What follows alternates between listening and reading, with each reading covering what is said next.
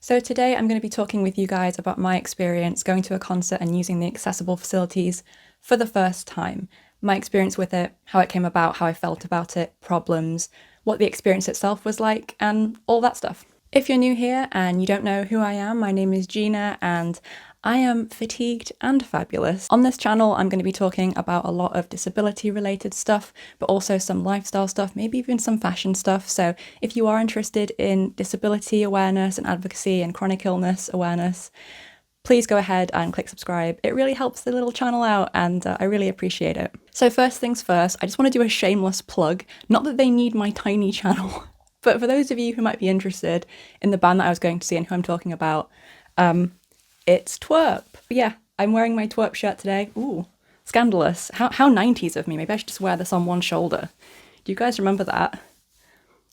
Yes, I'm old. But yeah, TWRP is the band that I went to see and they are amazing. If you are looking for some very happy, very funky, extremely wholesome and positive Spacebois, I would very much recommend them. They are a delight. They are my favourite.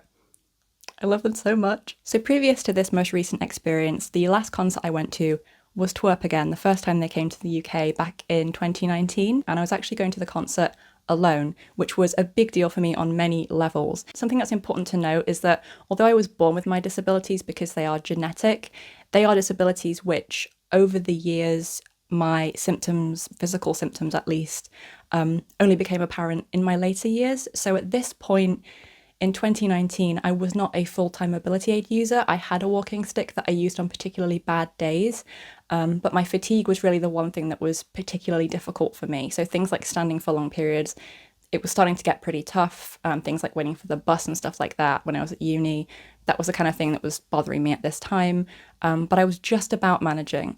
And in 2019, I ended up going to see TWRP in Manchester by myself. To give an overview of what this trip was like for me, I had to leave the house, walk to the bus stop, get the bus into town, walk from the bus station to the train station, walk from the bus station to get food, and then walk from the restaurant to the hotel, have a couple of hours rest, and then walk from the hotel to stand in line for, gosh, about an hour and a half.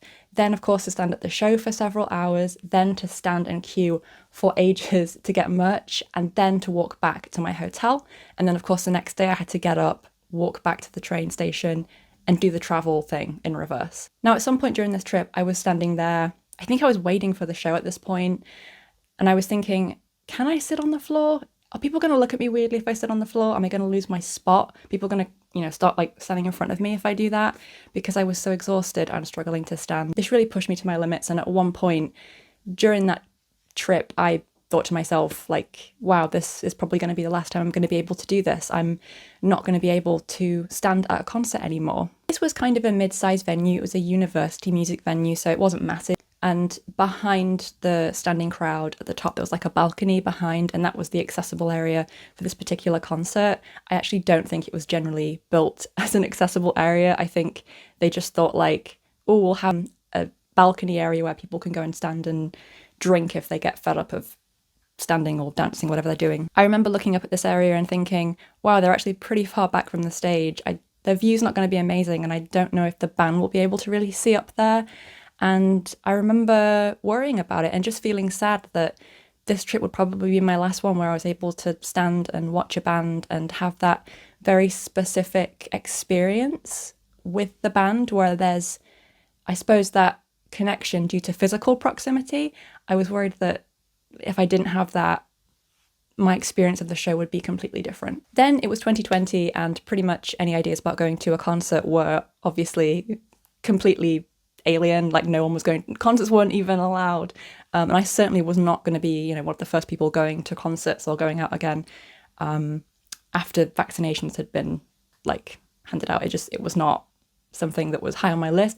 I'm not a massive music goer except for when I really love the band. So every band I've ever been to see live have been some of my favourite bands. I'm going to out myself here and age myself once again. Back in the emo days when I was a little tween and teen, for example, when I was like 13, 14 years old, I saw My Chemical Romance and Fall Out Boy, who were like my favourite bands at the time. There was a big period when I didn't really see any bands because a lot of the bands that I liked were just overseas and they didn't come to the UK, or they were sadly already defunct, even though I really enjoyed them. The bands that I've been to see since I got diagnosed with EDS and my other issues, health issues, disabilities, have been Descendants in Brixton back in, I think, 2018. And of course, TWRP in 2019, end of 2019. So yeah, this isn't going to be something where I'm constantly experiencing this, but when my favourite bands come to town, I want to go see them. Like, that's just, of course I'm going to want to see them. Like, I would love to see TWRP. I would love to have followed them on this tour. Like, I love them. When there is someone that I really want to see, I will make the effort to go and see them. As a disabled person, that's not always easy. So yeah, during that 2019 show, I thought to myself, I'm probably not going to be able to do this again, which was very sad. And it's an emotional thing. I think when you have a disability, particularly as if you are someone who only experienced the disability physically later on in life, or if you're someone who has acquired a disability, saying goodbye to things that you were previously able to do is a really difficult experience. It's a really unique experience, this kind of situation where you think like, I will never be able to do this thing again. And that's really sad. And I think there is a bit of a grieving process that goes along with it. That's totally fine, you know? I had a little bit of time to consider it, and I knew the next band I would probably be seeing was TWRP when they came back.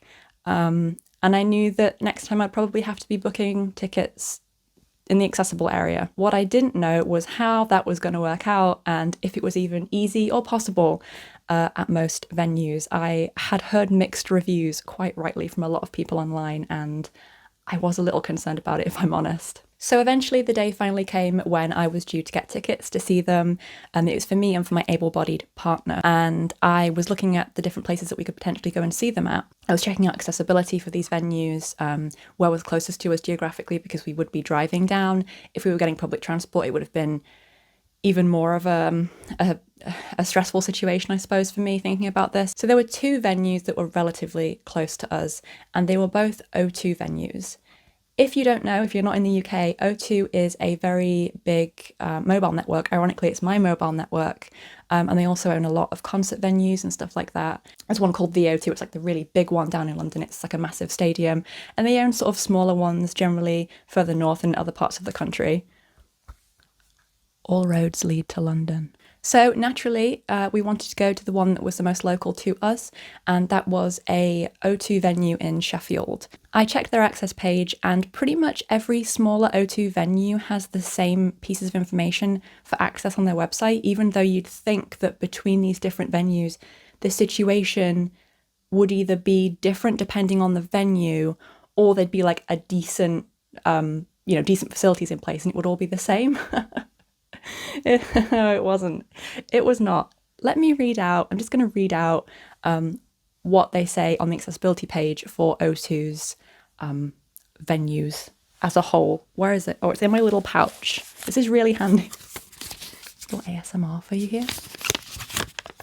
This is written on the back of last week's meal plan. Okay, so what is interesting is these O2 venues apparently work with Attitude is Everything and Nimbus Disability. I've heard of Nimbus Disability before, but I haven't heard of Attitude is Everything. Obviously, we're going to assume these are charities or organisations that work to help venues become more accessible.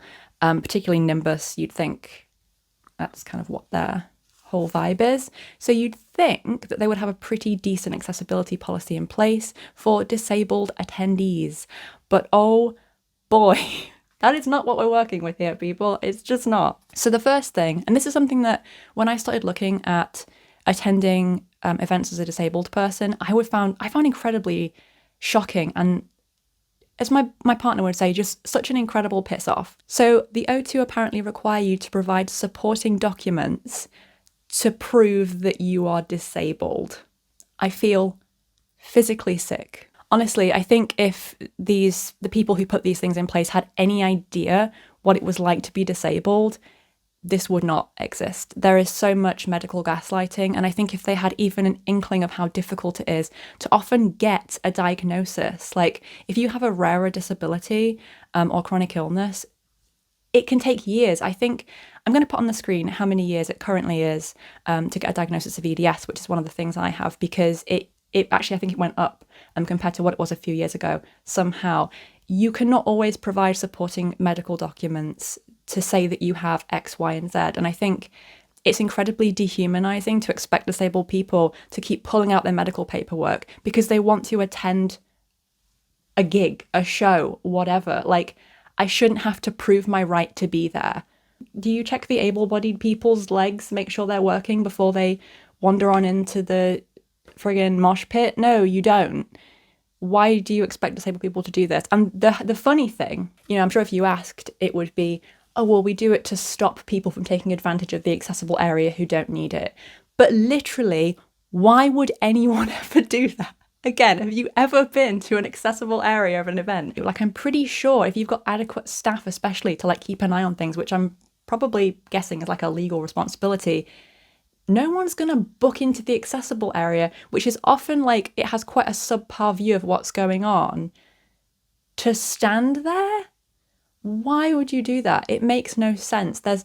It's almost as if they think it's a bonus when actually it can be very, very difficult to feel like you are in a separate area to everyone else. And it's just kind of a joke imagining that people would take advantage of this. There are also better ways. Doing it on good faith, I really don't think that you're going to get many people who are going to take the piss. And to be honest, if they do, maybe you could just take care of that. Like, your staff you could get the security guard to be like, no? Okay. So when you've got your supporting documents, the next thing is that when you go into the accessible area for the O2 venues, it says that essential companions only are allowed a +1 ticket to the accessible area. Did you know that disabled folk have friends, partners, people that they want to attend concerts with and have a good time with? And saying that they are not essential to the experience that that person is having at your venue, it's not a good look. It's just not. Apparently, you're also required to provide proof that this is an essential person, which I'm assuming is a carer or personal assistant, and you have to provide proof that it is essential that they be there for you. Once again, disabled people have enough of a hard time going through the many, many hoops. Governmental? Is it governmental? Even on a governmental level, I think it is. Yes. We have to go through enough hoops, proving this, proving that, having this checked, having that checked. The amount of checks that we have to go through on a daily basis. Please don't add more to the pile. That is my cat, I apologise. Hi Mittens, do you have a word to say about accessibility? As a disabled person, you should have the same ability to enjoy an event as an able-bodied person does. And I can understand if you're like, I'm going to bring a coterie of my 50 closest friends. No, obviously you can't do that. But honestly, just saying that everyone gets a +1, it's not that difficult. You're not going to have a massive problem with that. I don't understand it. It doesn't make a lot of logical sense either, because if I can prove that I have an essential companion, let's say every disabled person who attends your concert proves that they have an essential companion with them and they have a ticket, you're going to have to provide space for disabled people and those +1s because they've proven that they need them.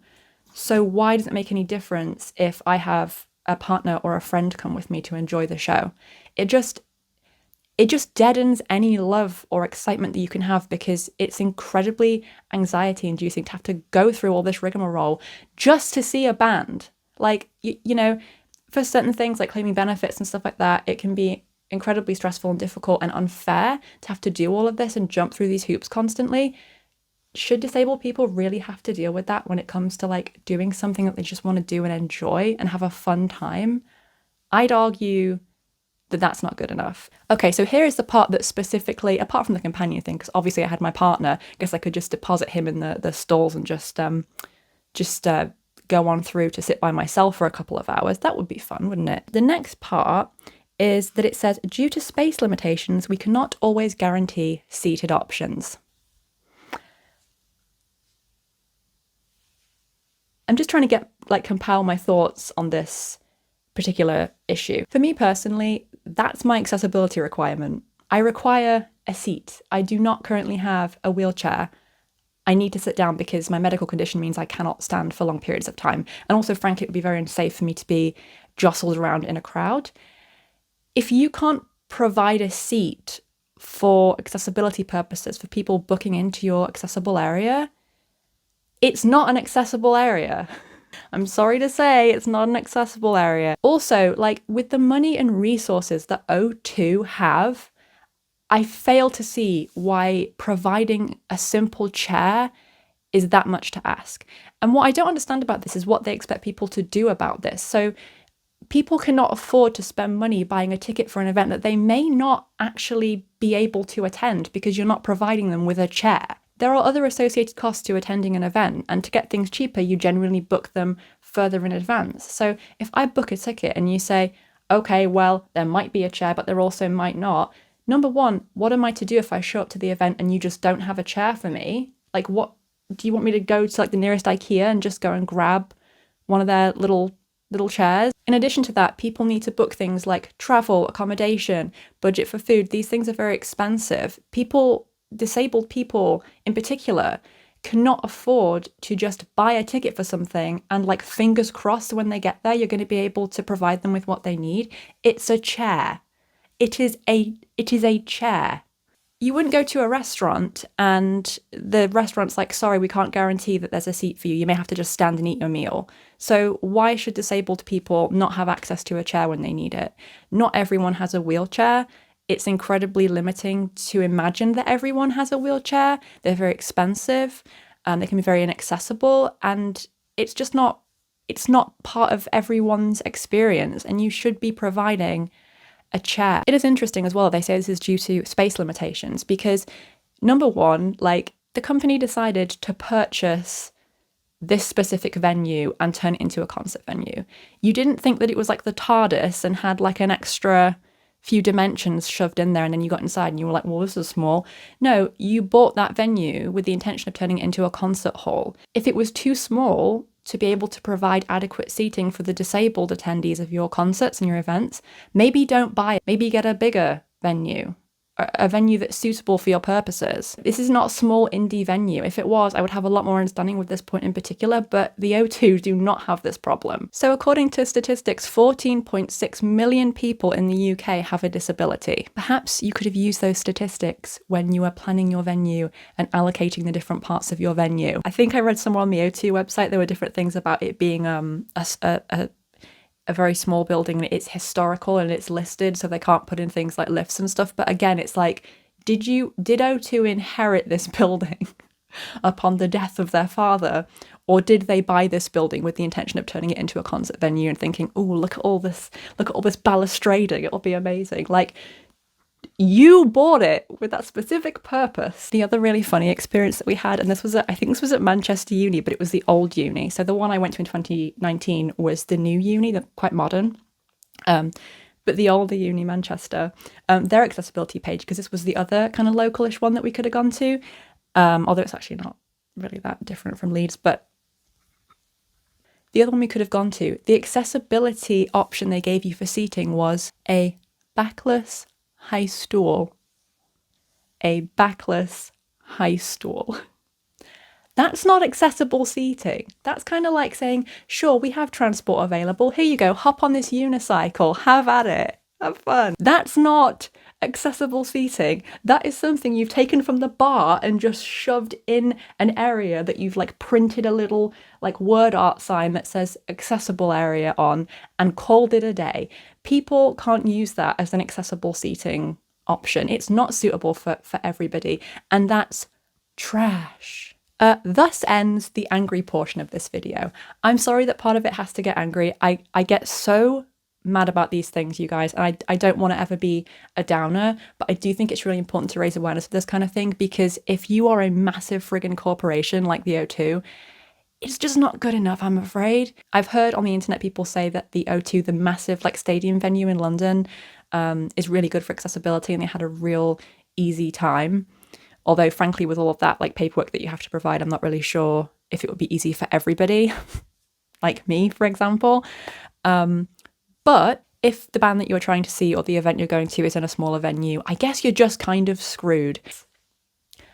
Okay, let's all take a breath now and just calm the heck down. Moving on to the good stuff. So basically what ended up happening was we went to a venue in Leeds. It was a small independent venue. I think they're mostly a comedy club actually. And it literally just said on their website, we can provide accessible facilities, just buy a ticket as normal, like a standing ticket, and then email us and we'll book you into the accessible area. I did that. It was incredibly quick, incredibly easy. I had no problems with it. They were great. They were incredibly friendly. They emailed me back within like half an hour that morning to say they'd booked me in. Brilliant. So when I booked these tickets, I actually did have quite a mix of emotions because it wasn't just me this time. It was also my partner, my able-bodied partner who would be coming with me.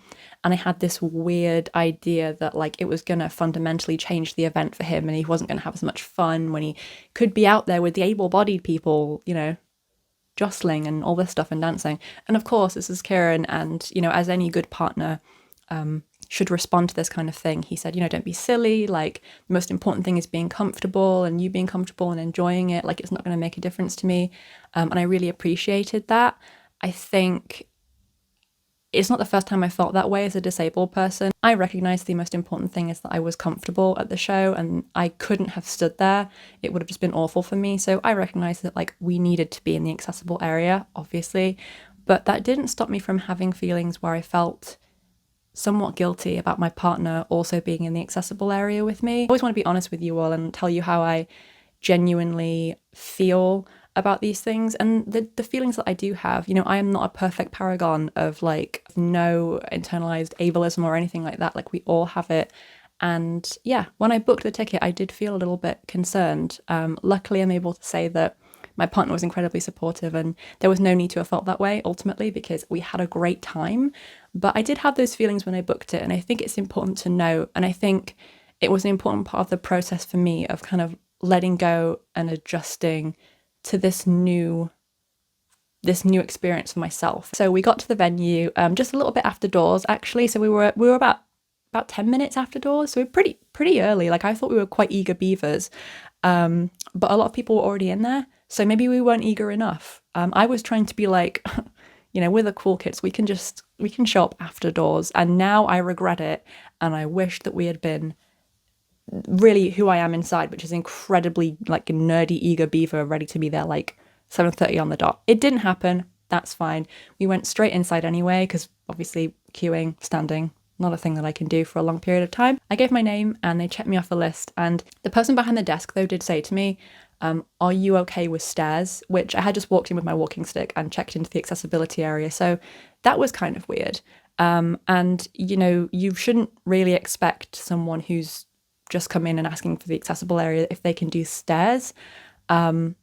She may have been new or just not known the protocol. I don't know what it was, but obviously I was hesitating because I can technically do stairs, but not really the point. And also if there's a lot of stairs, I'd rather not if you have an alternative option, to be honest with you, especially in a busy place like that.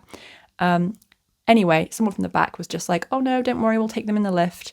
So then the fun part was that we actually got to go behind the like ticket booth thing and down, you know, into like the staff area with the guy who worked there. He had his little key for the lift.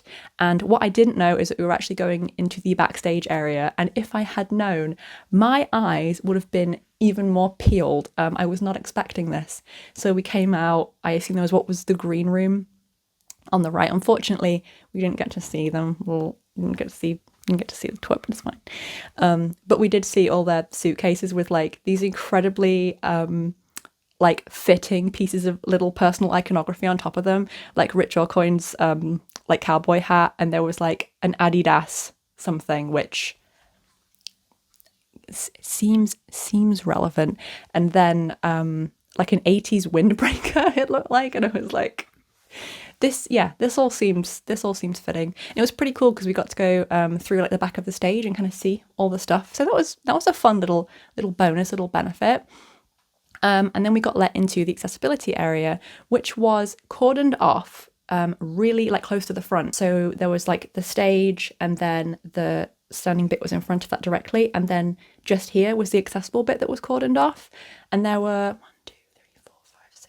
There were 6 people. I'm going to say 6. Was there an extra? Probably 6 to 8 people sitting in sort of like these rows of chairs behind each other in this cordoned off area, which was amazing really, because when things aren't when accessibility areas aren't cordoned off properly, or they're not kind of made a big deal of, in the sense that like people can see like this is a separate thing, like you don't go in here, no. A lot of people with disabilities, it wouldn't be safe for us to be in a big bustly crowd with people knocking and jostling. So it's very important that the venues don't just like stick you next to the crowd and be like, good luck. Like feeling like you are safe and within your own area is like a very it just increases the comfort of it. So it was great. The only problem was we were cordoned off, and I needed to pee, so I had to like squeeze around this like the cordoned off thingies. I don't know.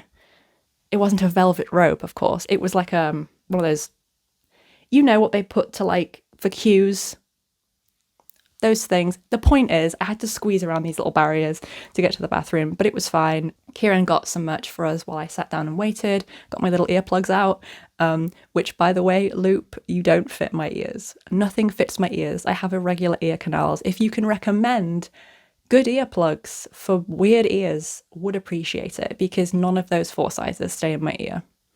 I don't know what's going on. So we were actually very, very close to the stage, and I got some really good shots, some really good video, even though we were at the back of the accessibility area, kind of the back row. We were incredibly close, which was great, because obviously one of the concerns, and something that's kind of a bummer sometimes, is that the accessibility area can be so far back from the stage that I imagine it's quite difficult to feel connected to it. And that was one of the things I really worried about when I realised that like I was going to have to be in the accessibility area in future. I thought, well, I'm never going to have this like very specific experience of standing in the crowd and being near them and having that eye contact. Like they very much, I mean, TWRP are great. I think it does depend on the band. They're very good at interacting with everybody, and they definitely interacted with people. You okay, finger? Do you need some support? I have a little fluffy on my finger too. Anyway, they were really good, and they interacted with everyone. So it didn't feel that way at all. And it was also a very small venue, which I think helped because it's quite intimate. So no matter where you are, because it's so small, it does feel very personal. So yeah, we had a blast at the concert. Again, please go check TWRP out if you want some good tunes, because they are amazing and so positive and happy. And so was the supporting act, Rich Allcoin as well. I will put their somethings, Instagrams, I guess. I don't know, YouTube, Instagram. I'll put their names and maybe some links in the description bar if you're interested in checking them out, because it was an amazing show. And I felt, like I'm sure Kieran agrees, like we were very much part of the crowd. I think the fact we were just next to them on this like slightly higher but cordoned off bit, it felt very much like a continuum of a crowd, rather than like, here's the able-bodied crowd, here's everyone else. Like, you know, it was very much like a succinct little area, and that I think really made a difference. And it was probably one of the most positive experiences I could have had using accessible facilities at a concert for the first time. And yeah, it was just wonderful. Could not have asked for a more positive experience, and I had a really good time. Now, in the future, I'm obviously a little bit concerned about this, what it will be like, just because you never really know, especially at small venues. You don't really know where the bands are going to be able to like book into, or like what the accessibility is going to be like. But I will 100% be going for the indie friendly venues from now on, over jumping through all those hoops and hurdles that, you know, the O2 and a lot of the bigger places expect you to do. It's just not fair. It's not fair for disabled people. We deserve to have an ease of experience. You know, I think what people need to understand is you're putting a lot of barriers in for people with disabilities to actually access your venue. And so you will lose customers, like, and ultimately, like, you'll lose good opinion, or if you're going to go from a business perspective, you'll lose money and custom, because I would 100% now just avoid O2 venues wherever, because it just seemed incredibly exclusionary. And even if I could have done all that and jumped through all those hoops and I would have been okay, you know, I was going on my own or whatever, I probably would have preferred to go to somewhere like Leeds, because it's a hell of a lot more friendly, and they probably don't have these massive teams and, you know, charities supposedly working with them on this, but they still did a hell of a lot better job at creating a better experience for this disabled person than the O2 would have done. So just saying. Anyway, maybe next time I should bring my own backless stool to sit on. I'm actually on a backless stool right now, and I hate it. I I don't hate it. This is what I use for the kitchen to help me do cooking stuff, but it hurts my back real bad, and I could not sit on this for a long time. So I'm going to go. I hope that you guys enjoyed this video, and I would love to hear your experiences too. If you have experiences using the accessible areas at concerts and events and stuff like that, please let me know what your experiences have been like. And if you have any recommendations or tips and stuff like that, because this is something I'm concerned about in the future. Hopefully it will be all right, but it's new to me, and there were definitely some times when I didn't feel super great about the experience of finding somewhere to go and watch my favourite band, which is at the end of the day all I wanted to do, and it should be a right that I can just pay for that and have the access and not have to worry about 1,000 pieces of paper and, you know, being alone. So I hope you guys enjoyed this video. I'd really love to hear your opinions, as I said. Please go ahead and subscribe and like this video if you liked it, because it helps my tiny little baby channel out. And yeah, I will see you all in the next one. Take care. Love and spoons. Cars.